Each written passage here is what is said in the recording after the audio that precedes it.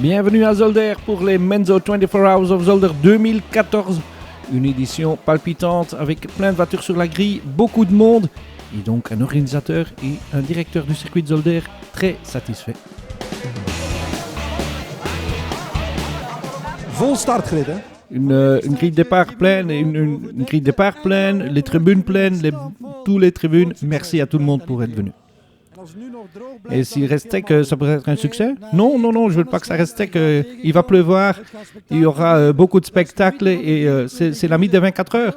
Et beaucoup de choses inattendues et demain on saura qui gagnera. Oui, on a une voiture assez vite, mais la question est comment les autres vont gérer la course. Surtout la nuit, il y a quelques points d'interrogation parce qu'on ne sait pas comment les autres, les concurrents vont nous voir. Mais ça, c'est en partie, c'est à nous aussi de faire attention pour eux. Hoe groot is de druk? Est-ce que la pression est assez grande? Non, ça va pour nous. Pour la plupart de nos pilotes, c'est une première expérience. Mais on a quelques pilotes avec beaucoup d'expérience, donc ça va.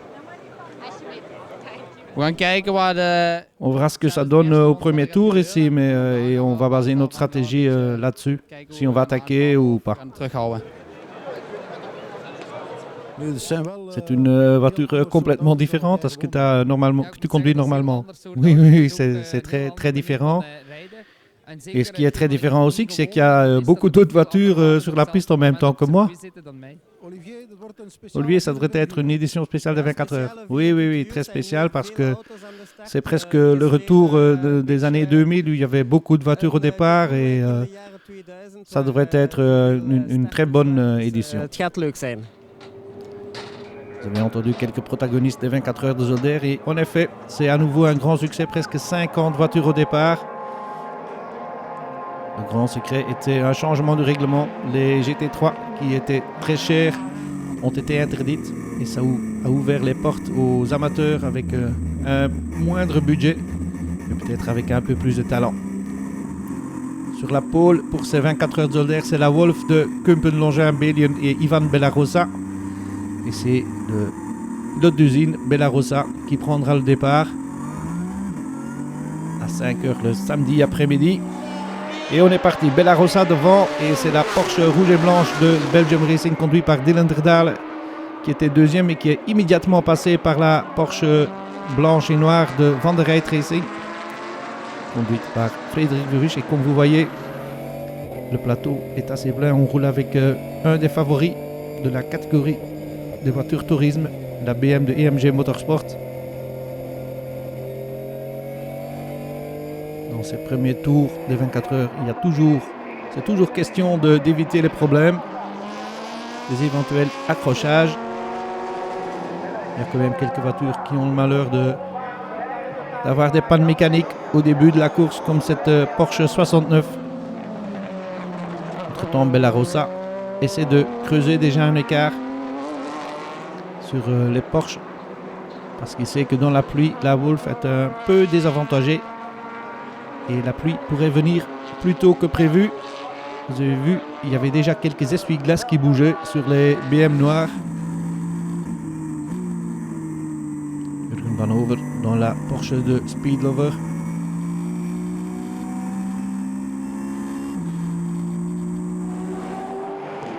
Voilà la Porsche 69 qui est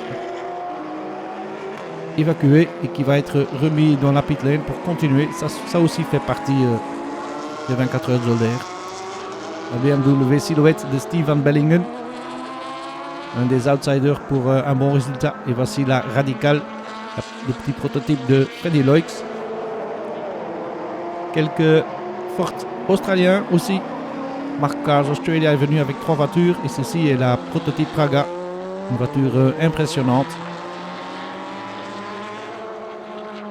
La deuxième Wolf du Shadow Le Plan GT, équipier de la Wolf de Company Longin. Et voici la Porsche de Van Over, la Speedlover Porsche, la 4, qui est aux alentours de la 10e place pour le moment. Et voici, la pluie est venue après une demi-heure de course. Et c'est là que les pilotes avec un peu plus d'expérience peuvent faire la différence. comme Delenderdale par exemple, qui faufile entre les voitures plus lentes, mais qui fait aussi très attention à ne pas s'accrocher, parce que dans ces conditions-ci, ça pourrait arriver assez vite. Double les voitures les plus lentes avec beaucoup de caution.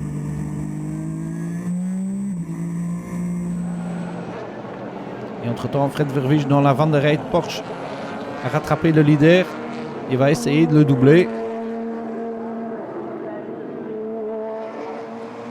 pour le moment, Bellarossa reste en tête, bien que c'est pas facile de conduire la Wolf sous la pluie, comme nous le dit Anthony Kumpen juste avant qu'il ne prenne le volant de cette prototype.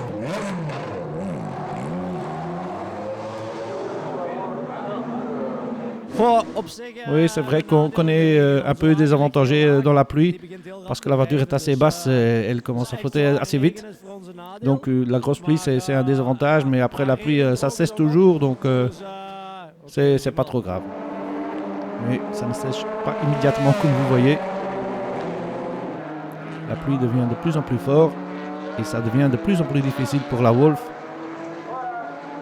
La petite barquette n'est pas faite pour rouler dans la pluie. Et comme vous voyez, la visibilité est fortement réduite aussi. Fred Verwijs prend la tête de la course entre-temps dans la Porsche de Van der Rijt Racing. Et de la Porsche de Vanover, vous voyez comment la visibilité est réduite quand une voiture est juste derrière une autre. La 4 qui est 8e pour le moment après 3 heures de course.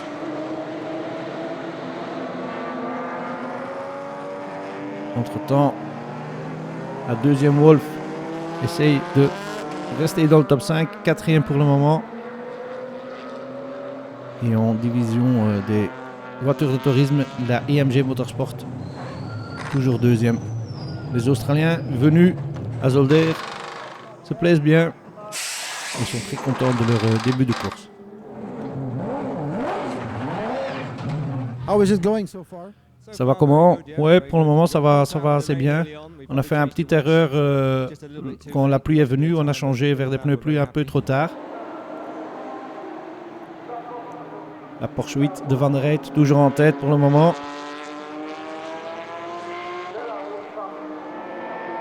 Mais après son premier relais, la Porsche allait avoir quelques problèmes d'accélérateur, ce qui le fait rétrograder de quelques places.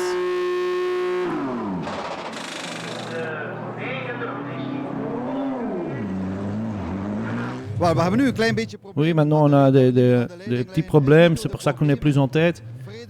Frédéric, lui, devait de donner bien gaz et de prendre la tête, et c'est à nous maintenant de garder la voiture en piste, mais le petit problème d'accélérateur nous a coûté la première place, oui, c'est vrai. Ça donne l'occasion de prendre, pour les Porsche de Belgium Racing, de prendre la tête, et pour la BM de Steven Bellingen d'avancer dans le classement. Nous, on n'a pas de problème, on a juste fait notre rythme. J'ai fait un relais de 3 heures et je suis venu d'abord pour l'essence et puis pour changer de pneus à cause de la pluie. Donc maintenant, on est déjà sur les slicks avant les autres, donc je crois que c'est une bonne stratégie et on pourra gagner des places après, mais on garde juste notre rythme. On ne veut pas suivre les voitures plus vite. Donc normalement, ce sera un bon choix. Entre-temps, la 99 de Belgium Racing a pris la tête de la course.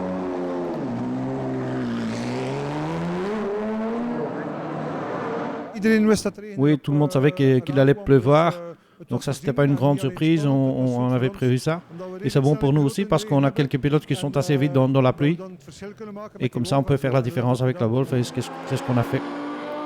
Oui, effectivement, la Belgium Racing Porsche a pris la tête.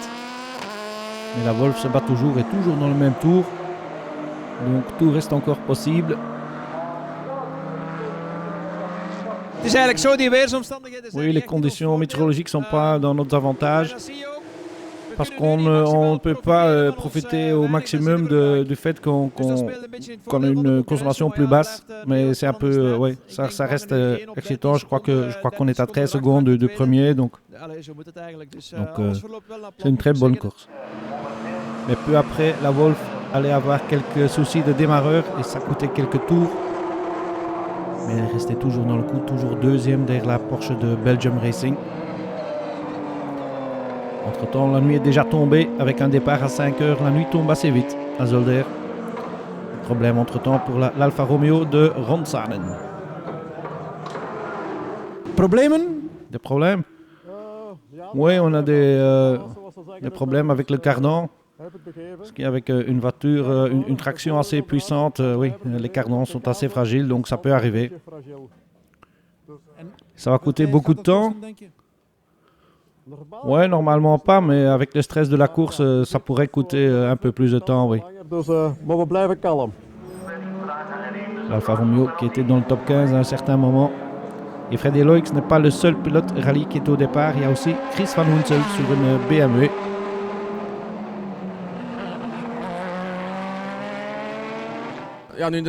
Et comme il y a plus de voitures au départ, il leur faut plus de pilotes aussi. Et j'avais déjà fait les 24 heures il y a 10 ans et ça m'a bien plu. Et ça va comment pour le moment? Oui, assez bien. On roule avec une BM de la coupe BMW. Il y en a 6 dans cette coupe et pour le moment on est en tête de ces 6 BM. Mais il reste encore un peu de course à faire. D'autres voitures sont moins fortunées, ont des problèmes et parfois c'est très difficile de les réparer comme vous voyez.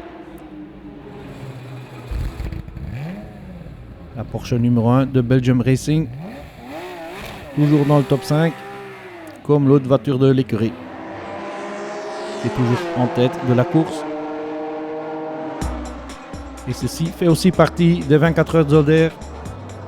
Beaucoup de fêtes, beaucoup de VIP, beaucoup de musique. Une bonne ambiance, c'est aussi la preuve que les 24 heures Zolder ont complètement revu.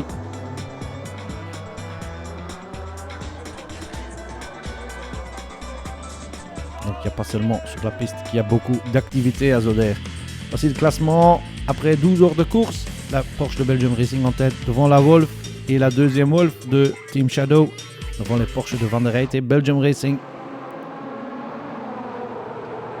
Il faut toujours se reposer pendant les 24 heures. Chaque occasion qu'on peut se reposer, il faut en profiter. Mais parfois, c'est pas possible. Quand la voiture a des problèmes techniques, comme cette BMW de Doniaco, par exemple. Les mécanos doivent travailler assez vite pour que la voiture reprenne la piste.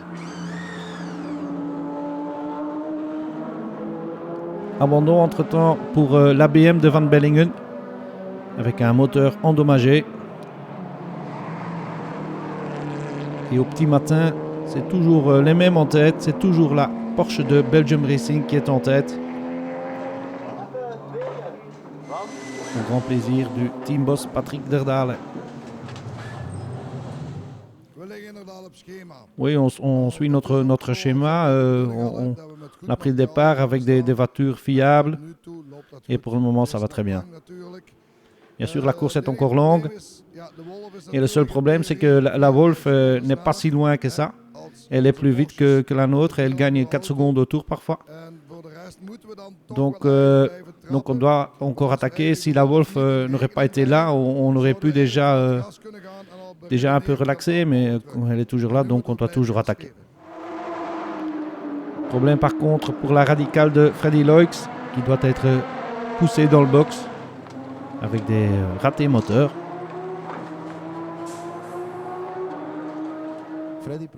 Freddy, des problèmes?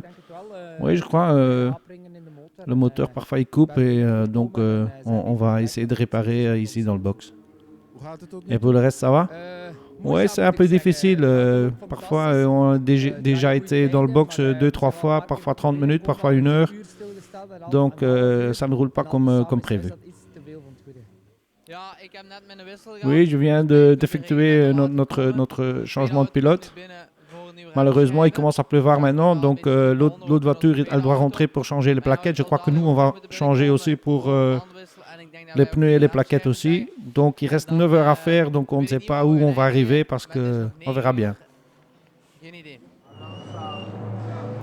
Problème aussi pour la deuxième Wolf, la 46, qui est toujours dans le top 3 pour le moment. Voici la Porsche de la Scuderia M66 qui est en tête dans la catégorie des GT2 et 7e au général au petit matin. Les fortes des Australiens marchent bien, à Zolder aussi. Tout celle-là, la 93 est 6e. La 91 était dans le top 10 aussi, mais a eu des petits problèmes techniques et a donc rétrogradé dans le classement. La 46 entre-temps toujours dans le top 3 et deuxième proto derrière ses équipiers, l'autre Wolf de Company l'engin, Bélin et Bellarossa.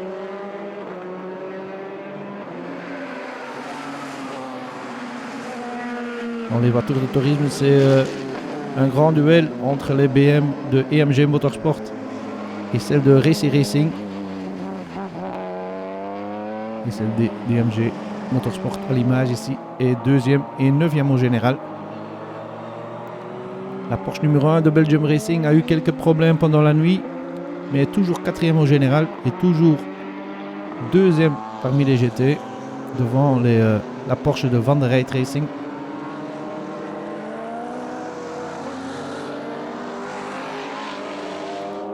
Voici la Porsche de Van der Rijt qui avec 6 pilotes sur cette voiture et beaucoup de pilotes sans expérience d'une course de 24 heures. C'est une très belle course. N'a jamais été en dehors du top 5 général, ni en dehors du top 3 GT. Donc belle performance pour cette Porsche. La Wolf a eu quelques problèmes pendant la nuit. Un petit accrochage pour Bellarossa leur a coûté quelques tours. Mais ils ont établi une stratégie pour rattraper la Porsche en tête. Normalement, ça devrait se faire après le dernier ravitaillement de la Porsche. Voici cette Porsche de Belgium Racing. De Dylan der Daele, Kenneth Hayer, Peter Hoevenaars et Frank Thiers. À 8 heures de la fin, ils ont toujours 5-6 tours d'avantage. Et la pluie qui tombe le dimanche matin est leur allié aussi, comme vous savez. La Wolf ne fonctionne pas à merveille dans la pluie. Cette Ford, par contre, elle fonctionne très bien. Elle monte même à la 5e place.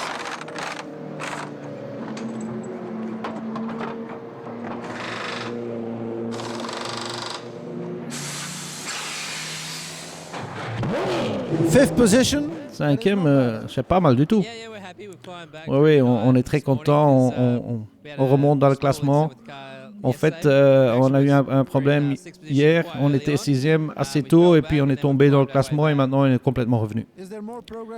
Est-ce que tu peux encore progresser plus? Ouais, ça sera difficile, mais il faut que les voitures devant nous aient des problèmes. Et les conditions météorologiques changent beaucoup. Oui, mais c'est comme ça. Hein. J'ai fait le dernier relais, j'ai fait des tours secs, des tours dans la pluie. Mais ça fait partie des courses d'endurance. Effectivement. Et la Porsche 8, toujours dans le top 5. Donc. Miguel van der Rijt, 3e. Content. Oui, c'est... on ne s'attendait pas à ça. On a eu un bon départ, on menait la course. Et pour le moment, on est toujours 3e, mais c'est encore long, mais je crois qu'on va essayer de garder cette 3e place. Ce sera à Miguel van der Rijt de la garder pour le moment parce que c'est lui qui prend le volant. Des bons relais, des bons changements de pilote. Toute l'écurie reste assez calme et ça aussi fait partie d'un succès dans des courses de 24 heures. Et la Porsche numéro 8 est repartie. Par contre, à 1 heure de la fin, problème pour la Wolf qui était presque complètement revenue. Mais en attaquant, Ivan Bellarossa a touché une bordure dans la chicane et la suspension est cassée. italien veut bien continuer, mais c'est vraiment pas la peine. Ils vont quand même garder leur deuxième place. Donc ils vont d'abord réparer la Wolf. Anthony, apparemment, c'était pas l'année. Non, c'était pas l'année. Tout allait bien. Avec notre stratégie, on aurait pu les passer après leur dernier ravitaillement avec 1 minute 30. Puis on a eu des problèmes de frein.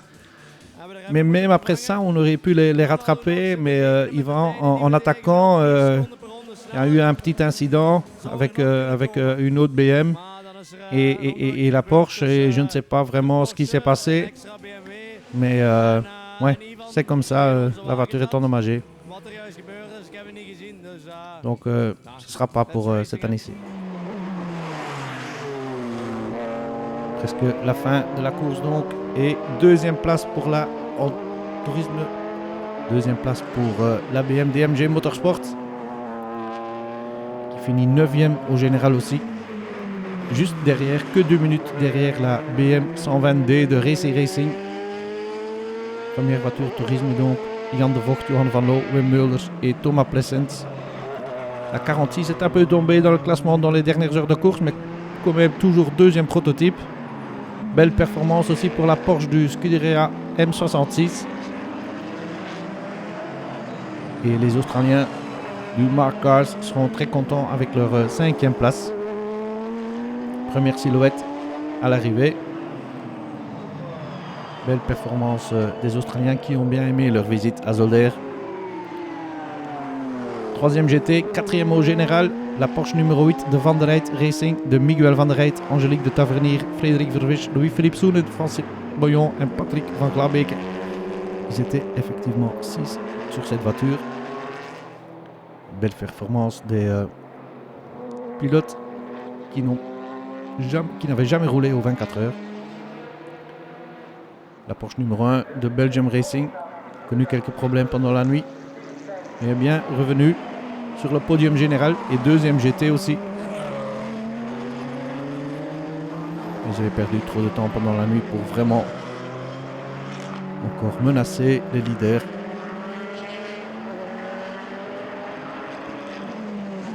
Et après les réparations de la suspension, la Wolf fait les derniers tours de la course. Ils ont vraiment fait le spectacle de ces 24 heures de Zolder. Pendant 23 heures, ils se sont battus pour le leadership. Et à la fin, ils terminent deuxième derrière cette Porsche. La Porsche qui avait déjà gagné l'année passée, Belgium Racing. Donc à nouveau, un très beau succès pour Dylan der Daele, Peter Hoevenaars, Frank Thiers et Kenneth Heyer. Kenneth Heyer qui entre-temps devient un très grand spécialiste des courses de 24 heures. Il en a déjà gagné quelques-unes. Et tous les concurrents saluent les vainqueurs à la fin de cette édition des Menzo 24 Hours of Zolder. Et le directeur du circuit, Thierry de Flandre à gauche, remercie tous les participants à cette édition. Le début d'un nouvelle ère, on dit à Zolder, et c'est probablement vrai. Et chez Belgium Racing, ils avaient acheté assez de champagne pour célébrer leur succès apparemment.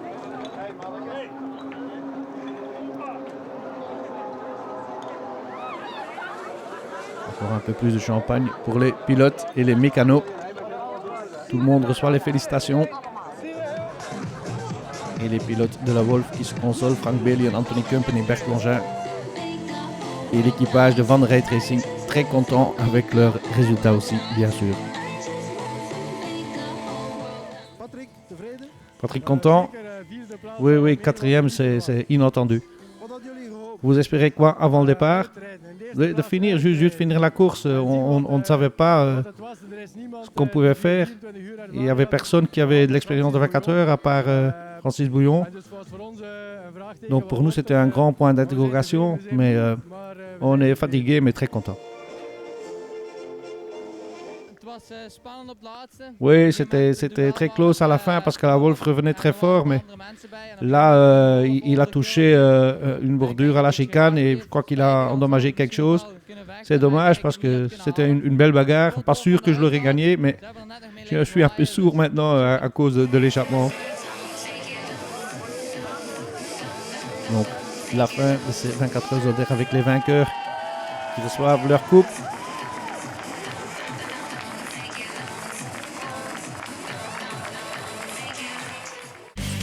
Voici le résultat. Belgium Racing le gagne donc avec 19 tours d'avance sur la Wolf, puis la deuxième Porsche de Belgium Racing, la Porsche de Van der Rijt et la première Focus de Mark Cars. C'est la fin des 24 heures de Zolder 2014. C'était une très belle édition. À l'année prochaine.